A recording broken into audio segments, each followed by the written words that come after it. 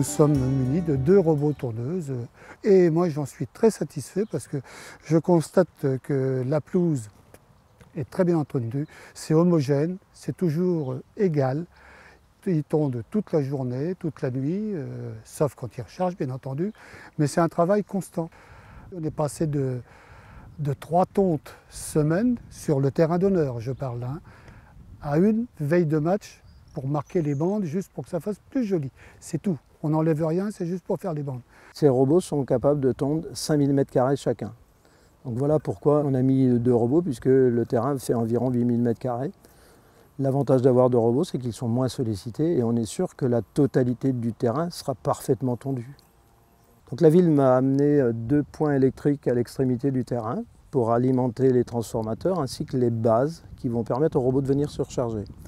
Ensuite, nous avons enterré un fil. Ce fil sert simplement à limiter la zone de tonte des robots. Chaque robot tond la moitié du terrain dans sa longueur. La mairie de Romorantin a travaillé avec la société Compo sur un programme de fertilisation des terrains.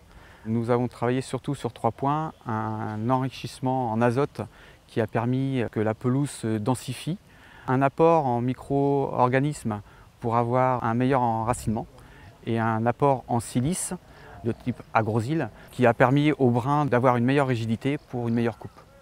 On travaille en parfaite harmonie avec Compo et leurs produits sont, moi je les trouve très très bons. L'objectif de cette carotte, c'est de regarder la structure de terre par rapport à la tonte robot. Donc là on peut voir qu'effectivement on a un profil très sain. De regarder également l'épaisseur de feutre, d'où l'intérêt avec le robot de jumeler le travail du sol, donc les aérations du sol. Et dès qu'on déstructure un peu la carotte, on se rend compte que le chevelu racinaire commence à réapparaître encore plus important. Voilà. Et on voit que le gazon profite formidablement bien de la fertilisation qui a été mise en place par rapport à la tonte robot. Il pleut, le robot tond, il neige, il ne tombe pas bien entendu, mais quel que soit le temps, il travaille. Rien ne les arrête. Donc nous on a demandé aux jardiniers de faire un entretien journalier des robots. Donc tous les jours ils les arrêtent 1 fois ou 2, fonction de la saison et fonction de la densité de l'herbe qui a à couper, pour nettoyer le dessous du plateau, nettoyer les roues et le tour du carter pour éviter les déchets sur le terrain. On leur demande également de changer les lames tous les 15 jours, 3 semaines, en fonction de la densité du gazon, ce qui va plus ou moins provoquer de l'usure sur les lames.